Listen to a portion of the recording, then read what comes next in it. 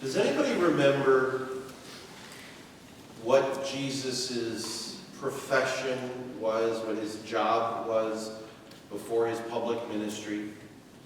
Anyone? Carpenter. Thank you, carpenter. This is something about Jesus that I really, really love. Now, just about everything about Jesus I'm a big fan of, but this is something that's very personal for me, because maybe you don't know, and I don't know how many people know this, but I myself am incredibly passionate about woodworking. I've been doing it for over 20 years. In fact, there's a cabinet right around the corner. There's a plaque next to it if you want to learn more. With the help of friends, I built that cabinet back in the summer of 2022. If you ever come to our 5 o'clock Mass over in the community church, the altar that we use, I built that altar in the summer of 2020. This is something I am really, really passionate about. And so, there's something I wanted to point out as I was reading the gospel today, and I felt like it really deserves our attention, because I think Jesus, the carpenter, would have put a tremendous amount of meaning into this parable. There's only 2 parables in all of Jesus' parables where he says anything about woodworking. Today was one of them.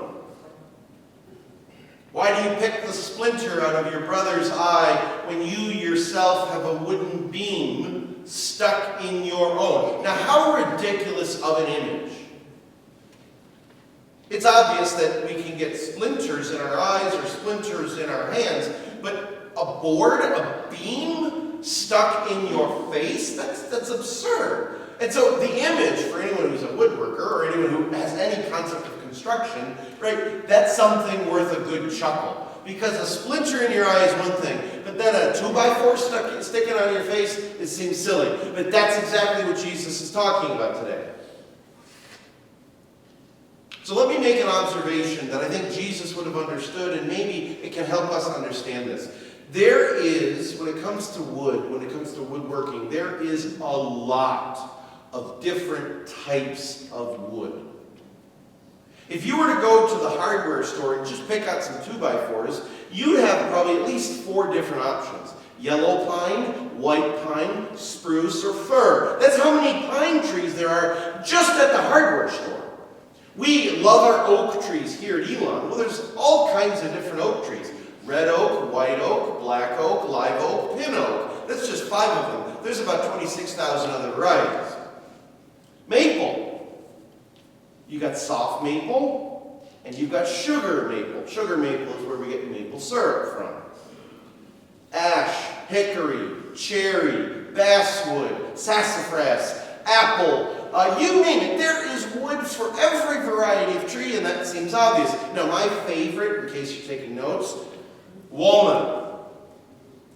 We've got black walnut, my favorite, Claro walnut, and English walnut. And there's all kinds of others of that too. I could talk all morning about woodworking, but here's the point.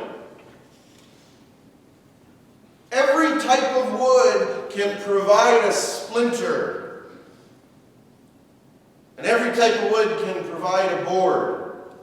The size of the board is limited only by the size of the tree. Hold on to that thought, that the board can be made out of the same wood that causes the splinter in one's eye. I want you to hold on to that thought, the same wood for both a board and a splinter. Because when Jesus says to us, and it's not just the one parable about why do you notice the splinter in your brother's eye and fail to see the board in your own eye, both the first reading and the gospel is getting at this deeper idea of challenging us to turn inward and wrestle with the problem of evil in our own heart, to wrestle with the problem of virtue and vice and sin in our own lives, and realizing that the best measure of that is the stuff that comes out of our mouth, the stuff that comes out of our actions, the stuff that comes out of our attitudes. That we can't take stock of that mysterious interior reality that we all carry simply by observing how we behave. So let me offer a bit of a personal story. Years ago, when I was in the seminary, there was one of the friars with whom I lived who absolutely drove me crazy. It didn't matter what he said or what he did. I would get angry at him. And I mean like really angry, irrationally angry. All he had to do was just open his mouth and like look at me, and I would get angry. Well, here's the thing.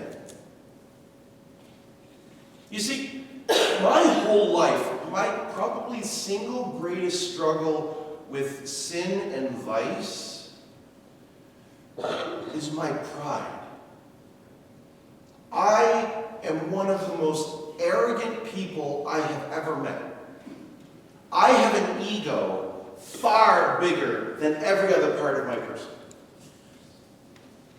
And there was a moment in prayer when I was thinking about this friar with whom I lived, who caused me such incredible anger, and it finally clicked, it finally dawned on me that the arrogance and the ego that I saw in him was a reflection of what I was trying not to see in myself. That the thing that got me so angry with my brother was my own burden that I was trying to ignore, avoid, or pretend wasn't there. That when I saw him and he drove me crazy, I wasn't seeing him, I was seeing a reflection of myself. And it was particularly, and it's always been true ever since that moment in prayer, it's been particularly insightful that whenever I come across somebody who irrationally gets me upset, you know what I mean? The type of person that just has that special ability to get under your skin. You've ever experienced this? Only a few brave people are nodding. Everybody else is just looking at me like, oh, that never happens to me.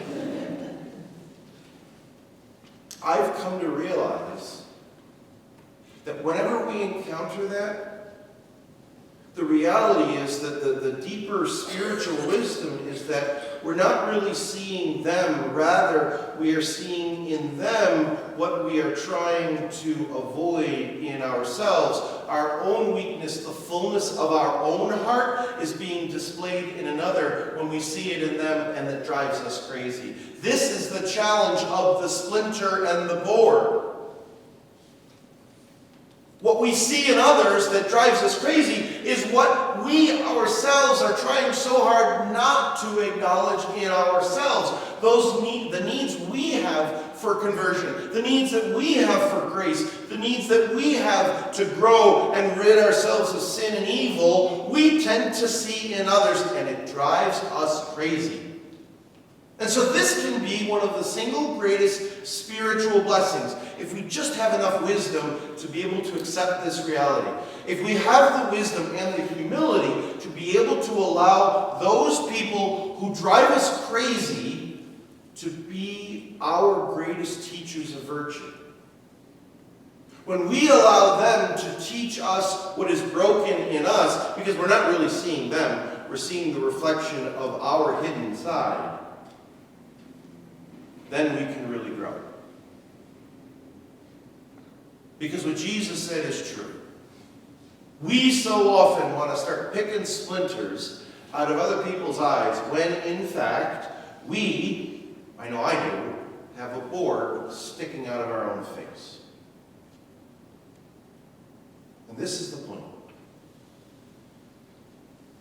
The splinter that we want to pick out of our brother's eyes, the board sticking out of our face, is made of the exact same type of wood.